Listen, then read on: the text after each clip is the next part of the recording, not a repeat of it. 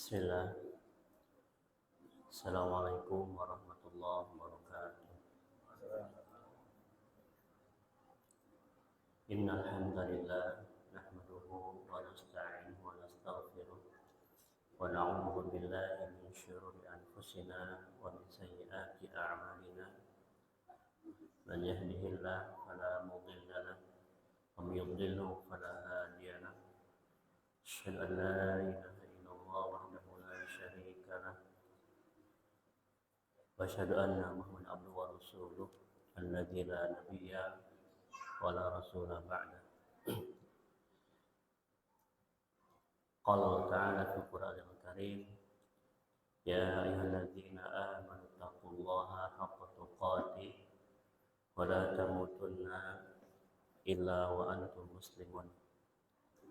Wa qala ya ayyuhan nasu taqu rabbakumul ladzi khalaqakum min nafsin wahidah wa khalaqa minha zawjaha wa bassa minhuma rijalan katsiran wa nisaa'a wattaqullaha alladzi tasaaluna bihi wal arham innallaha kana 'alaikum raqiba. Ikhwat wal akhwat yang dirahmati Allah SWT, alhamdulillah pada malam hari ini kita bisa bertemu kembali setelah pertemuan sebelumnya absen karena qadarullah terkena sakit, dan hari ini sudah dari jadwal Ustaz Yusuf, namun kami gantian karena pekan depan saya tidak bisa.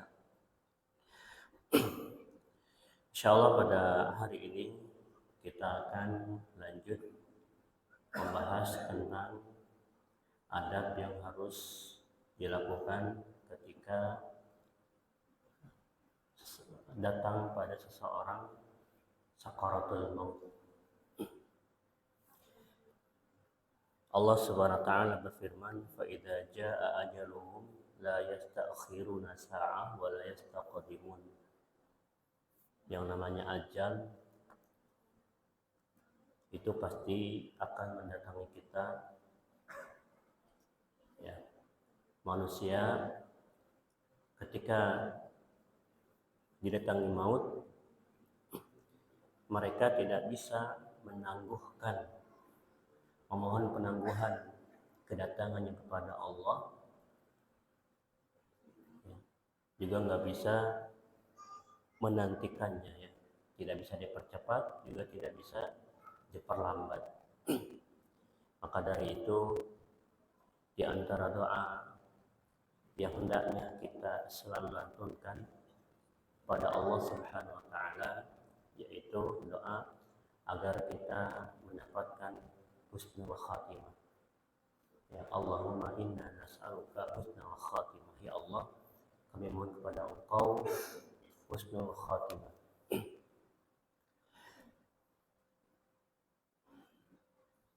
Yang pertama, adab yang pertama ketika datang sakaratul maut kepada seseorang, yaitu yang pertama adalah mengingatkan tentang wasiat, ya, agar seseorang bisa memberikan wasiat, ya, sebelum ajal menghampirinya.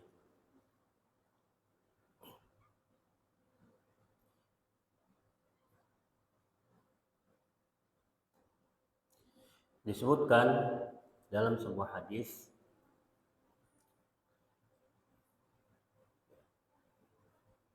dari Abdullah bin Umar radhiyallahu anhuma anna Rasulullah sallallahu alaihi wasallam qala, dari Abdullah bin Umar radhiyallahu anhuma bahwa Rasulullah sallallahu alaihi wasallam ia bersabda,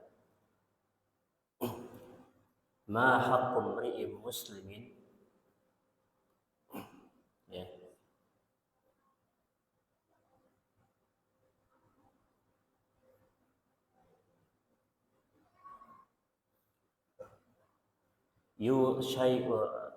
ma haqqu mri'in muslimin lahu syai'un yusi fihi yabitu lailataini illa wa wasiyatuhu maktubatun indahu.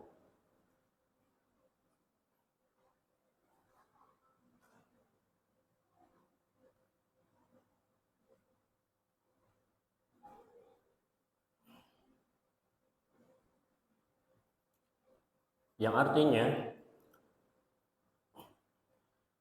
tidak pantas bagi seorang muslim yang memiliki sesuatu yang ingin ia wasiatkan untuk bermalam 2 malam kecuali wasiatnya sudah tertulis di sisinya. Sudah tertulis di sisinya. Mahakum ri'im muslimin lahu syai'un yusi fihi yabitu lailataini illa wa wasiyatuhu maktubatun indahu. Dari hadis ini dari Abdullah bin Umar disebutkan bahwa seorang muslim hendaknya ia sudah menuliskan wasiat yang ia sampaikan untuk keluarganya. Ketika apa? Ketika ia mengetahui kematian akan mendatanginya. Bahkan jauh sebelum itu, ya, kita berusaha untuk menuliskan wasiat.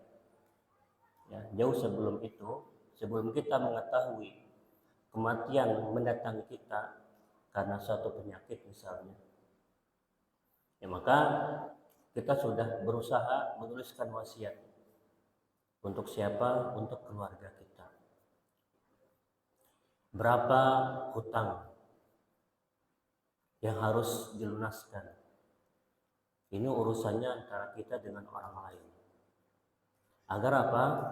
Agar ketika meninggal nanti, keluarga yang ditinggalkan sudah mengetahui mana-mana saja yang harus diselesaikan hutang piutangnya. Hutang itu harus dicatat. Istri kita harus tahu berapa nominal hutang kita. Ya. Sehingga apa? Sehingga ketika di akhirat kita tidak memiliki urusan lagi dengan orang lain karena sudah diselesaikan di dunia. Wasiat ini juga akan menjaga hak kita dengan orang lain, ya, menjaga hak kita dengan orang lain. Kemudian hadis yang kedua,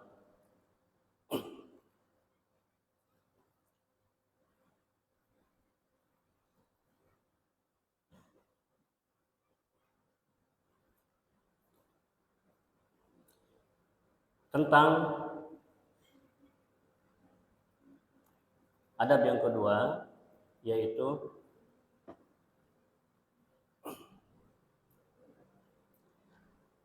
berprasangka baik kepada Allah ya, ketika maut menjemputnya. Berprasangka baik kepada Allah ketika maut menjemputnya. Dari Jabir bin Abdullah Al-Ansari radhiyallahu anhuma qala sami'tu Rasulullah sallallahu alaihi wasallam qabla mautihi bi thalathati ayyamin yaqulu la yamutanna ahadukum illa wa huwa yuhsinu dhanna billahi azza wa jalla. Imam Muslim meriwayatkan dari Jabir bin Abdullah Al-Ansari radhiyallahu anhuma, ia berkata, sami'tu Rasulullah sallallahu alaihi wasallam, aku mendengar Rasulullah sallallahu alaihi wasallam sebelum meninggalnya, 3 hari sebelum meninggalnya, ia berkata, la yamutanna ahadukum, janganlah salah seorang di antara kalian meninggal illa wa huwa yusinu dhanna billahi azza wa jalla, melainkan ia dalam keadaan berprasangka baik kepada Allah Subhanahu wa ta'ala.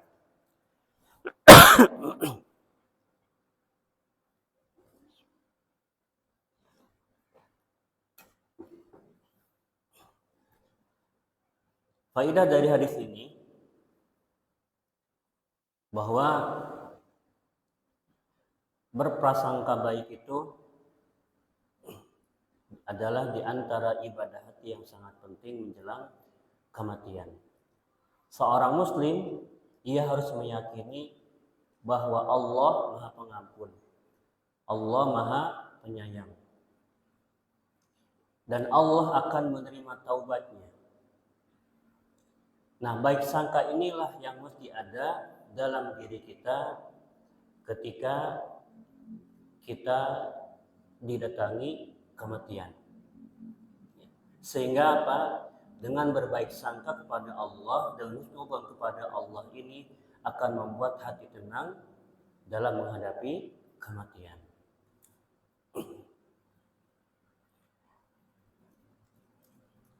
Dari hadis ini juga kita belajar bahwa kita tidak pernah boleh putus asa dari rahmat Allah. Ketika sakaratul maut, kita tidak pernah boleh menganggap bahwa Allah tidak akan mengampuni dosa-dosa kita. Maka Nabi SAW menyebutkan, la yamutanna ahadukum illa wa huwa yuhsinu dhanna billahi azza wa jalla.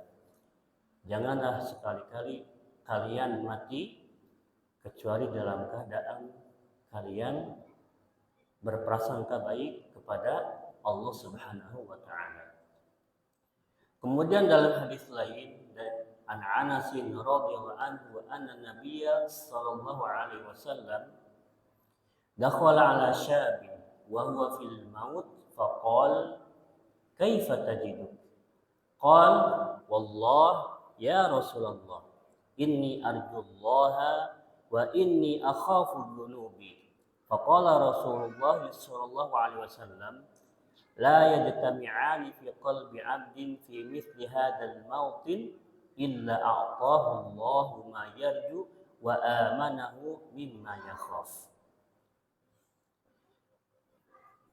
Imam At-Tirmidzi meriwayatkan dari Anas radhiyallahu anhu bahwa Nabi sallallahu alaihi wasallam masuk ke seorang pemuda yang mana ia sedang mengalami sakaratul maut. Kemudian Nabi SAW bertanya, kaifa tajiduka? Bagaimana keadaanmu? Kemudian pemuda tadi menjawab, faqala wallahi inni arjullaha wa akhafu dhunubi. Demi Allah, wahai Rasulullah, aku ini berharap kepada Allah, namun aku juga takut terhadap dosa-dosaku. Kemudian Nabi menjawab, faqala Rasulullah sallallahu alaihi wasallam, la yajtami'ani fi qalbi 'abdin, tidaklah berkumpul dalam hati seorang hamba, yaitu dua hal tadi, berharap kepada Allah dan takut terhadap dosa-dosanya, kecuali illa a'tahu Allahu ma yarju wa amanahu mimma yakhafu. Kecuali Allah akan memberinya apa yang ia harapkan dan mengamankannya dari apa yang ia takutkan.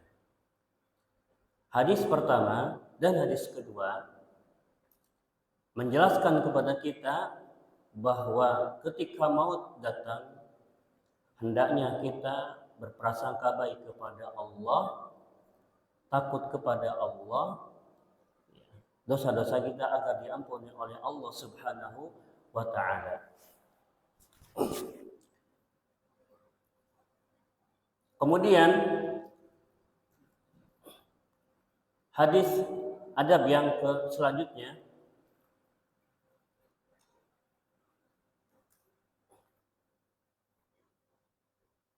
yaitu tentang membasahi wajah dan bibir.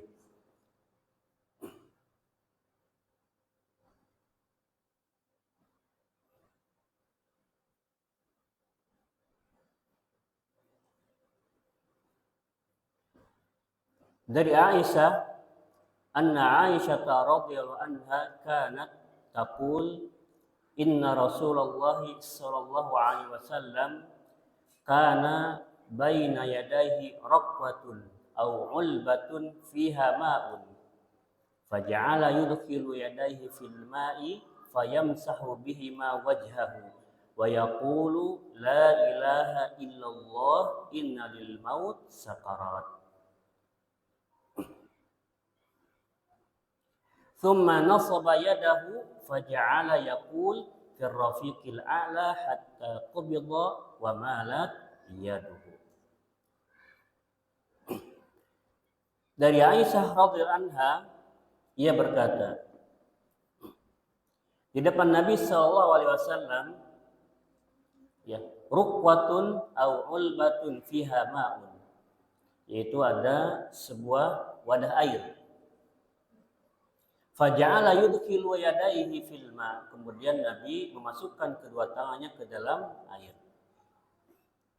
Fayamsah bihima wajha, kemudian Nabi mengusapkan wajahnya, ya, mengusapkan air tadi ke wajahnya sambil berkata, la ilaha illallah innalil mauti sakarat. Tidak ada ilah yang berhak disembah selain Allah. Sungguh kematian itu memiliki sekarat atau rasa sakit. Tsumma nasaba yadahu, kemudian beliau mengangkat tangannya. Faja'ala yaqul, lalu ia berkata, ya Allah, ya fi rafiqil ala hatta qubida wa malat yadahu. Ya Allah, bersama ar-rafiq al-a'la, beliau mengucapkan hingga beliau wafat dan tangan beliau pun terkulai. Dari hadis ini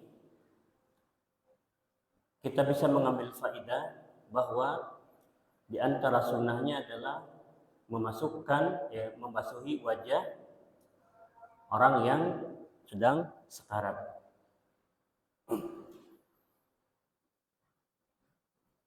Kemudian adab selanjutnya, yang keempat, melafalkan kalimat syahadat kepada orang yang sedang sekarat. Rawi Muslim an Abi Sa'id Al-Khudri radhiyallahu anhu qala Rasulullah sallallahu alaihi wasallam laqinu mautakum la ilaha illallah.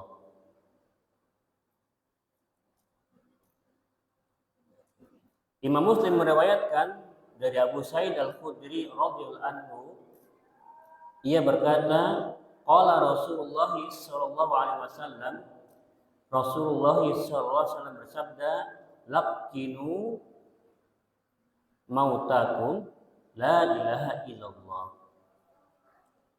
yaitu talkinkan, ya, talkinkan orang-orang yang mati di antara kalian, yang sedang sekarat di antara kalian dengan la ilaha illallah.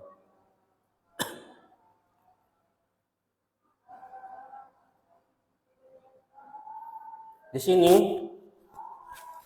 di dalam hadis ini, kita bisa mengambil faedah bahwa ketika ada orang yang sekarat di sisi kita, kita membantu mereka untuk mengucapkan kalimat tauhid, yaitu kalimat la ilaha illallah. Ini antara sunnah, mengucapkan kalimat tauhid la ilaha illallah. Kemudian melafalkan kalimat la ilaha illallah ini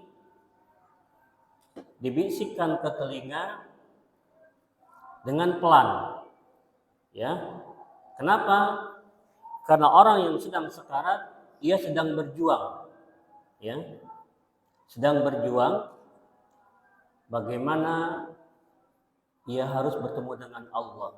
Ia sedang digoda oleh syaitan juga. Ya, maka kita membantu orang yang sekarat dan melafalkan la ilaha illallah dan pelafalan yang lembut. Ya, dengan kalimat yang lembut. La ilaha illallah. La ilaha illallah. Pelan-pelan ya. Kita talkinkan, kita bantu agar apa? Agar bisa diucapkan oleh orang yang berada di samping kita. Mentalkinkan pelan-pelan la ilaha. Jadi jangan langsung semuanya la ilaha illallah. Ya, pelan-pelan. La ilaha illallah, pelan-pelan. Ya, anak sendiri belum pernah ya. Tapi begitu yang diajarkan oleh Nabi SAW agar apa? Agar mentalkinkan orang yang sedang meninggal di sisi kita. Kemudian Abu Daud meriwayatkan dari Mu'adz bin Jabal radhiyallahu anhu qala Rasulullah sallallahu alaihi wasallam man kana akhiru kalamihi la ilaha illallah dakhala al-jannah. Barang siapa yang ucapan terakhirnya la ilaha illallah, maka ia masuk ke dalam surga. Jemaah sekalian, ikhwani fillah rahimani wa rahimakumullah, melafalkan la ilaha illallah ini tidak sekonyong-konyong mudah dilafalkan ketika sakaratul maut. Ya. Bagi yang hidupnya penuh dengan dosa, ya, kurang dekat dengan agama, maka tentunya ia akan kesulitan melafalkan la ilaha illallah. Tapi jika ia selalu dekat dengan agama, ia melaksanakan sholat, ia mendatangi kajian, ia menuntut ilmu, ya, belajar tauhid yang benar, maka insya Allah Ta'ala kalimat la ilaha illallah mudah untuk dilafalkan ketika maut mendatangi kita. Dan bukan pula la ilaha illallah ini dilafalkan oleh kita setiap hari seperti yang terjadi di masyarakat, melafalkan la ilaha illallah sebanyak-banyaknya 100, 200 sampai ujung-ujungnya hu level tertinggi. Ya. Ini sering saya lihat dulu waktu mondok, pas kebetulan jadwal keluar di hari Jumat pergi ke Tasik di satu masjid, ya. Ketika selesai sholat la ilaha illallah dari pelan, la ilaha illallah, lanjut la ilaha illallah, la. Ujung-ujungnya hu. Semakin cepat jadi ujungnya hu. Untuk mendapatkan dakhalal jannah bukan dengan seperti itu. Tapi bagaimana kita benar-benar mengaplikasikan kalimat tauhid ini dalam kehidupan kita. Kita beribadah kepada Allah tanpa menyekutukannya. Ya. Maka insya Allah Ta'ala di antara sebab-sebab tadi akan memudahkan kita masuk dalam hadis ini, man kana akhiru kalamihi la ilaha illallah dakhalal jannah. Barang siapa yang akhir ucapannya la ilaha illallah, tiada Tuhan selain Allah, maka ia akan masuk surga. Adab yang kelima,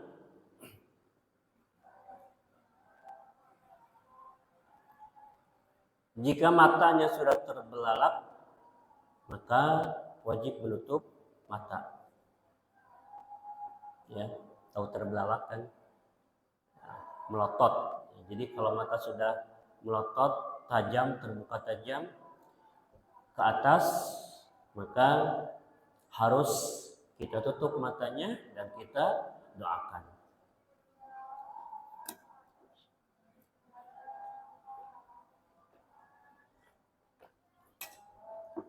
Rawah Muslim an Ummi Salamah radhiyallahu anha qalat dakhala Rasulullah sallallahu alaihi wasallam ala Abi Salamah wa qad shaqqa basaruhu fa agmadahu thumma qala innar ruha idza qubida tabi'ahu al-basar fadajja nasun min ahli faqala la tad'u ala anfusikum illa bi khairin fa innal malaikata yu'minuna ala ma taqulun. Imam Muslim meriwayatkan dari Ummu Salamah radhiyallahu anha, ia berkata, dakhala Rasulullah sallallahu alaihi wasallam ala Abi Salamah. Jadi Nabi SAW pada saat itu masuk ke rumah Abi Salamah. Wa qad syaqqa basaruhu. Kedua matanya itu sudah terbelalak, sudah terbuka menatap ke atas. Fa agmadahu. Kemudian Nabi memejamkan kedua matanya sambil ia berkata, "Tsumma qala innar ruha idza qubida tabi'ahul basar." Sesungguhnya apabila roh telah dicabut, maka pandangan mata akan mengikuti bersamanya, terangkat. Ya, jadi mata itu pasti ke atas.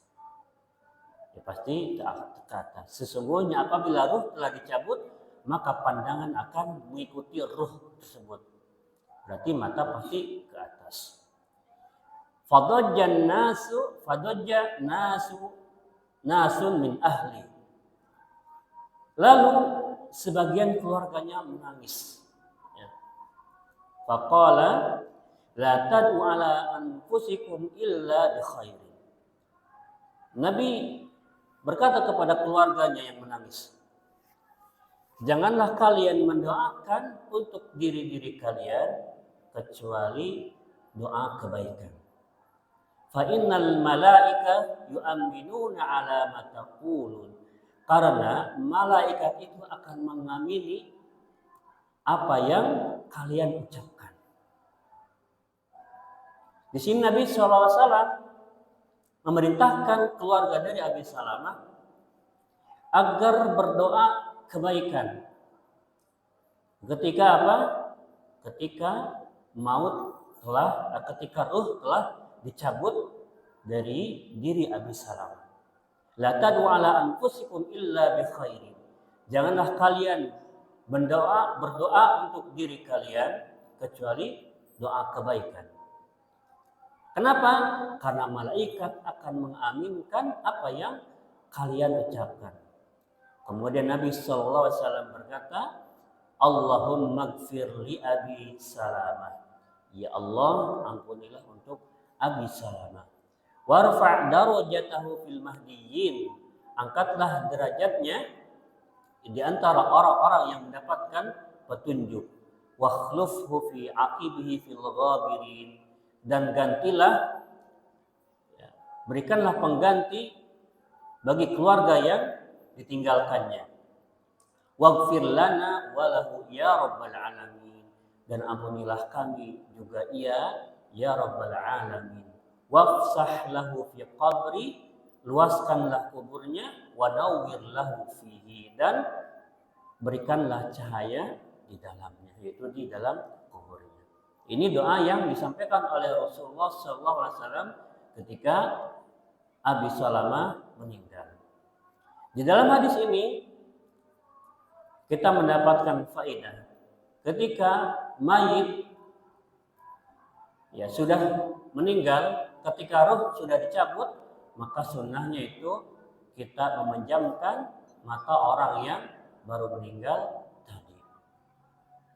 Bukan dibiarkan, tapi kita tutup matanya, bahwa menandakan ia telah meninggalkan dunia ini. Kemudian faedah yang selanjutnya lagi dianjurkan bagi kita untuk mendoakan kebaikan bagi si mayit. Allahumma gfir lahu warhamhu wa'afihi wa'fu anhu akrim nuzulahu wa wasi' madkhalahu. Ya. Dan doa-doa kebaikan yang lainnya seperti yang ditunjukkan atau dibacakan oleh Nabi Muhammad SAW tadi. Kemudian adab yang selanjutnya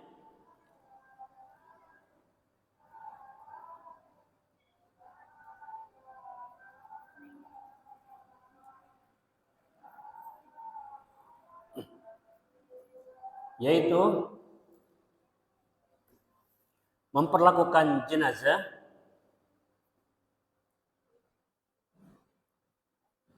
dengan baik.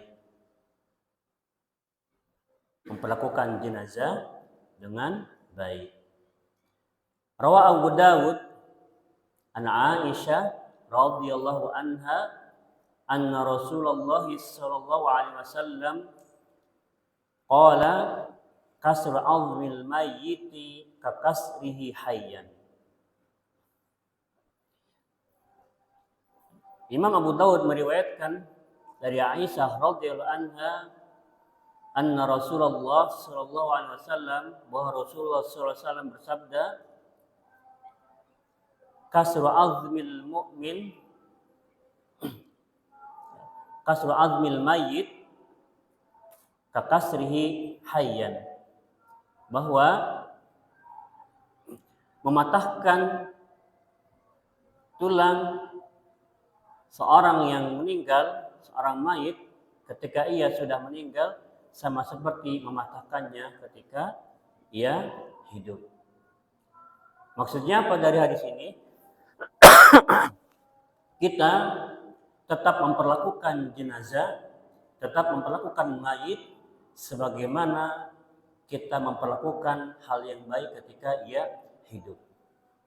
Ya. Kita tidak boleh mencelaknya.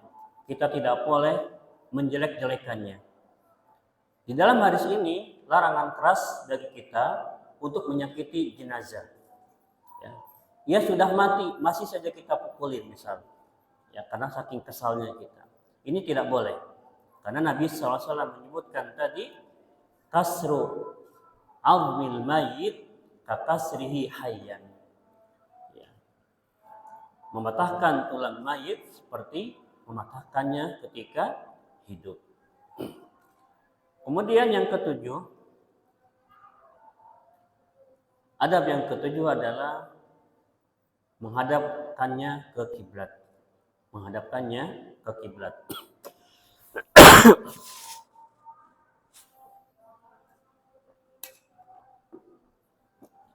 Rawa Abu Dawud an Abi Hurairah radhiyallahu anhu anna Rasulullah sallallahu alaihi wasallam qala al-baitul haram qiblatikum ahya'an wa amwatan.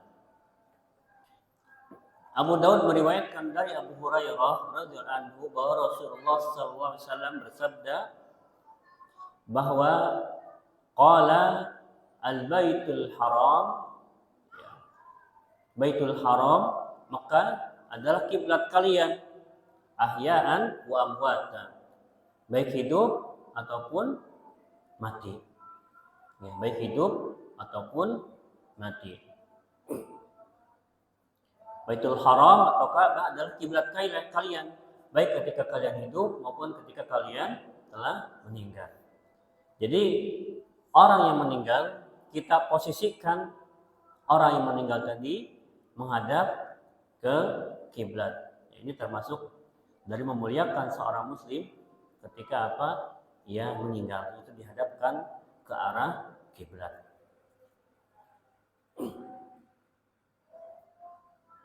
Selanjutnya, adab yang selanjutnya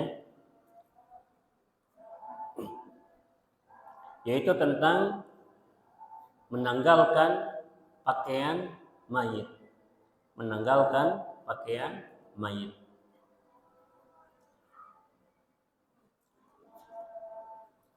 Abu Dawud meriwayatkan An Aisyah radhiyallahu anhu annaha qalat lamma aradu ghuslan Nabi sallallahu alaihi wasallam qalu wallahi ma nadri an nujarridu Rasulullah sallallahu alaihi wasallam min thiyabihi kama nujarridu mautana am nagsiluhu wa alaihi thiyabu falamma ikhtalafu alqallahu alaihim an-nauma hatta ma minhum rajulun illa wadaqahu fi sadrihi thumma kallamahu mukallimun fi nahiyatil bait la yadruna man huwa adiksilun nabiyya sallallahu alaihi wasallam wa alaihi thiyabuhu faqamu ila rasulillah sallallahu alaihi wasallam faghasaluhu wa alaihi qamisuhu yasubbuna al-ma'a fawqa al-qamis wa yudallikunahu bil qamisi duna aydihim wa kanat Aisyah taqul law istaqbaltu min amri mastadbartu ma ghasalahu illa nisa'u. Di dalam hadis ini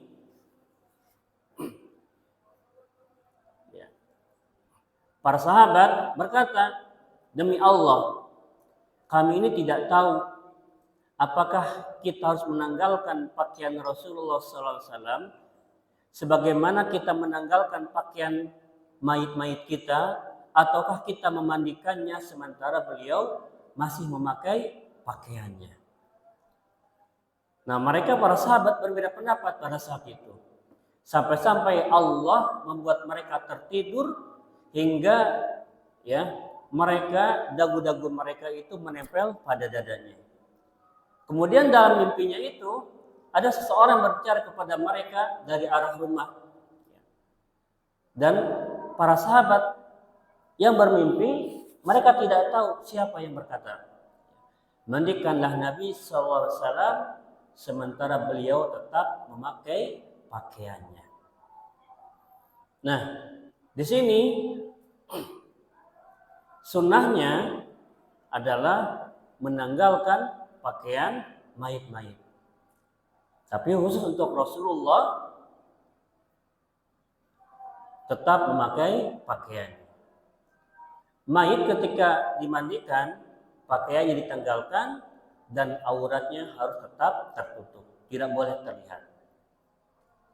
Dan ketika memandikan mayit dalam keadaan tidak berpakaian, tidak berbusana, maka ini akan lebih mensucikan, akan lebih membersihkan si mayit dari segala kotoran. Karena ketika ia dimandikan dan pakaiannya masih berada dalam tubuhnya, maka otomatis kotoran-kotoran yang ada pasti nempel di pakaian tersebut. Namun di dalam hadis ini, khusus Nabi SAW dimandikan dengan tetap beliau berpakaian. Lalu para sahabat mendatangi Nabi SAW dan memandikannya dalam keadaan beliau memakai gamis. Lalu para sahabat menuangkan air di atas beliau dan membersihkan tubuh Nabi SAW dengan gamis itu, bukan langsung dengan tangan mereka. Kemudian Aisyah berkata, seandainya aku mengetahui sebelumnya seperti apa yang kemudian aku ketahui, tentu yang memandikan beliau adalah para wanita beliau, itu para istri-istri beliau. Selanjutnya yaitu mengkafani mayit dengan sebaik-baiknya.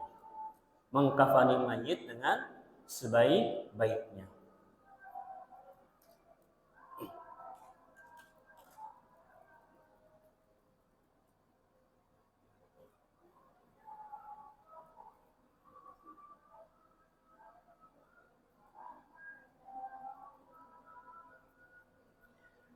Dari Jabir radhiyallahu anhu anna Rasulullah sallallahu alaihi wasallam qala idza kaffana ahadukum akhahu falyuhassin kafanahu. Dari Jabir radhiyallahu anhu bahwa Rasulullah sallallahu alaihi wasallam bersabda, idza kaffana ahadukum akhahu, jika salah seorang di antara kalian mengkafani saudaranya, falyuhassin kafanahu, maka hendaklah ia memperbagus kafannya. Jadi sini disyariatkan untuk memperbagus kain kafan, ya. Bukan dengan kemewahan maksudnya ya, tapi dengan cara apa? Kebersihan dan kelayakannya. Kainnya harus bersih, kainnya harus cuci, bisa menutup tubuh, tidak tipis sehingga auratnya ternampak, tidak seperti itu ya. Jadi harus bersih, suci dan bisa menutup tubuh sehingga auratnya tidak tampak. Ya, ini juga diantara bagian memuliakan jenazah ketika kita kafani.